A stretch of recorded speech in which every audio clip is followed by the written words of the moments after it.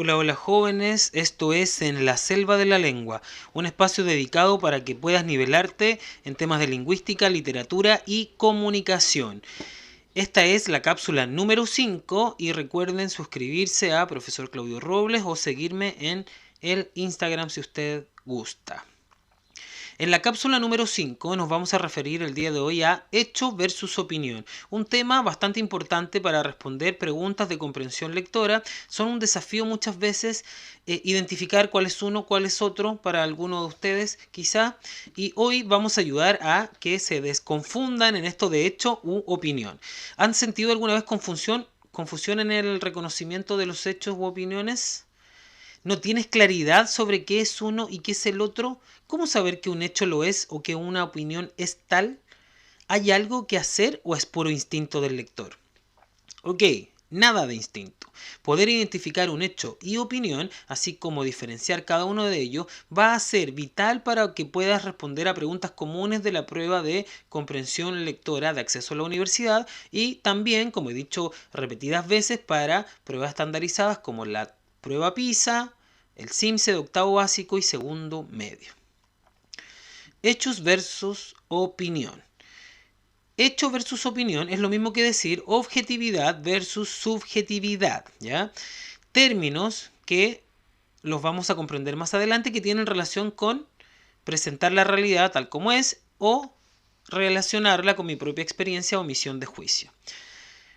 El hecho y la opinión son manifestaciones discursivas que se presentan en un aspecto más que el otro. Por ejemplo, el hecho presenta más objetividad y la opinión presenta una actitud discursiva donde predomina la subjetividad.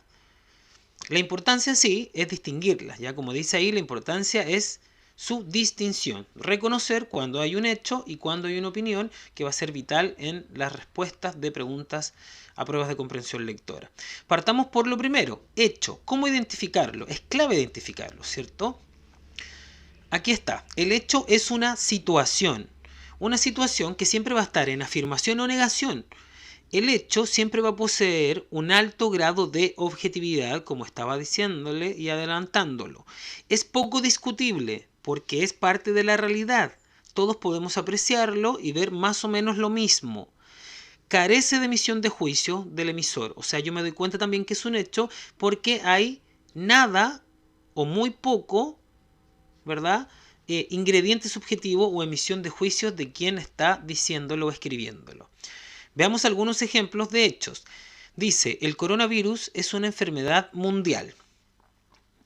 Ese es un hecho. Cuando yo lo digo, es un hecho. ¿Por qué? Porque primero se puede comprobar en la realidad. Cualquiera podría ver en cualquier lado, buscando información, que es un hecho, ¿cierto? Hay objetividad, es parte de la realidad. Y además que el enunciado, el coronavirus es una enfermedad mundial, trata de despojarse de cualquier tipo de subjetividades. En este caso no hay adjetivos que digan que es una horrible enfermedad, que el terrible coronavirus, ¿cierto? No hay una emisión de juicio dentro de ese enunciado. Tenemos otro ejemplo de hecho. Mi profesor se demora solo 2 días en entregar las pruebas. Cuando alguien dice eso, lo que está diciendo, ¿verdad? O lo que está enunciando es un hecho. ¿Por qué? Porque no hay juicios y también puede ser materia comprobable. Entonces un hecho va a carecer de subjetividad y puede ser comprobado en nuestra realidad. Por otro lado, la opinión también es vital identificarla, es clave identificarla, para no confundirla con el hecho que hemos estado viendo en la parte anterior. La opinión es un discurso subjetivo, así podríamos definir qué es la opinión, ¿cierto? Es un discurso altamente subjetivo.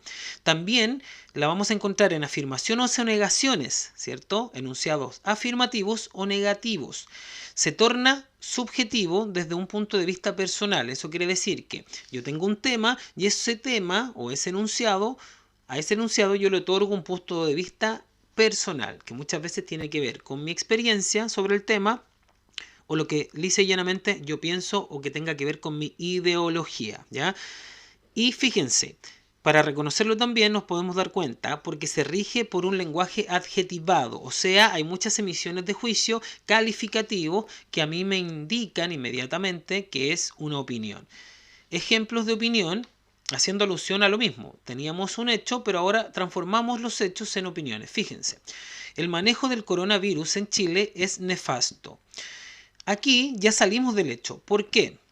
Primero porque es engorrosamente comprobable en la realidad, ¿cierto? Tendría que dedicarme a investigar y tratar de ver si eso se puede comprobar o no.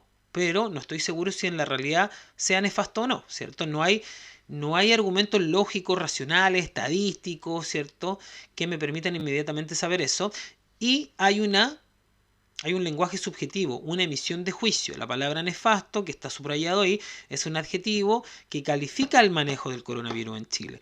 Y eso, claramente, me remite a mí a una opinión. Luego tenemos, mi profesor es demasiado eficiente y profesional con las pruebas.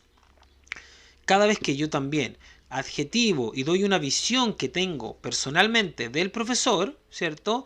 Estoy ante una opinión. Representa una visión personal del trabajo del profesor, representa también una subjetividad. Y ahí también están ennegrecidos en rojo, en este caso, ¿cierto? Eficiente y profesional, que son los calificativos que yo le adjudico a eso. Por lo tanto, ya no son hechos, sino que eso ya lo transformé en un punto de vista, en una opinión.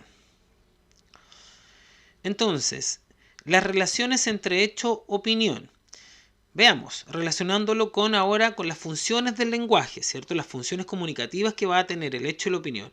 El hecho tiene una función referencial o representativa, una función netamente informativa, de exposición, de dar a conocer, ¿cierto? El hecho lo que remite es tratar de traspasar o transcribir la realidad en un enunciado. Eso es lo que trata de hacer el hecho. En cambio, la opinión se rige por la función apelativa.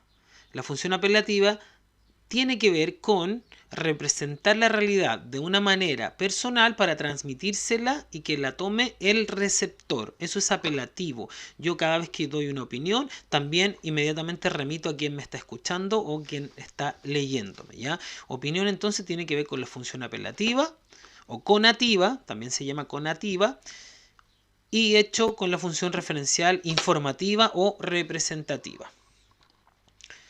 Por otro lado, relacionándolo con los textos ahora, ¿dónde hay más hechos? Por ejemplo, predominan los hechos en noticias, infografías, reportajes, gráficos, textos científicos y también predominan los hechos en la narrativa, ¿cierto? No lo puse ahí, pero evidentemente sabemos que en la literatura, en la narrativa, predominan los hechos. No quiere decir que sea un texto netamente objetivo la narrativa, pero el relato claramente tiene que ver con representar la realidad, ¿cierto? Por otro lado tenemos la opinión. ¿Cuáles son los textos que se podrían relacionar con la opinión? Que también esto es vital porque si se lo aprenden ustedes ya van a dar con ciertas respuestas sin pensar demasiado o analizar demasiado. Opinión entonces se relaciona con críticas de cualquier tipo. Crítica social, literaria, crítica deportiva, crítica de teatro, de cine, etc. Columnas de opinión de alguien importante, ¿cierto? Que opine sobre un tema relevante, actual.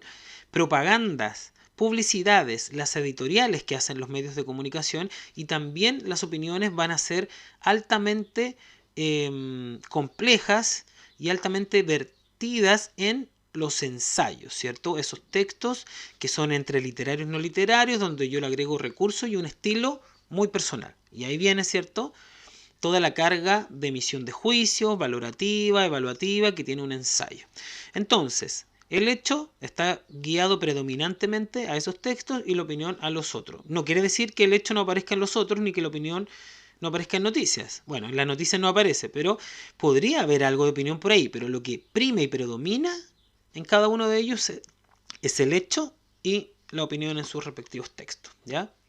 No hay textos tan puros como lo que usted pudiese pensar. En general, cuando se enseña, se separa por manera didáctica, pero los textos también incluyen recursos diversos. Entonces, nunca más vas a pasar por alto la diferencia entre hecho u opinión, ¿cierto? Sabiendo que son hechos, uno podría identificar el tipo de texto, como ya vimos, ¿cierto? Lo asociamos a un tipo de texto y los propósitos que tiene al tiro ese texto. Asimismo pasa con las opiniones, ¿sí? Identifico que hay muchas opiniones, claramente voy identificando ya los tipos de textos que pudiese ser y a la vez los propósitos.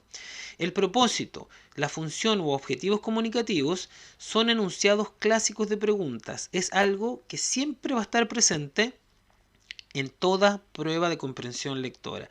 Siempre van a existir preguntas que tienen relación con los objetivos comunicativos, la función que tiene el emisor y los propósitos. Ahora sí, hemos terminado entonces en la selva de la lengua, cápsula número 5. Recuerden suscribirse a mi canal, compartir también y, si usted gusta, seguirme en Instagram. Nos vemos en una próxima ocasión, jóvenes. Que les vaya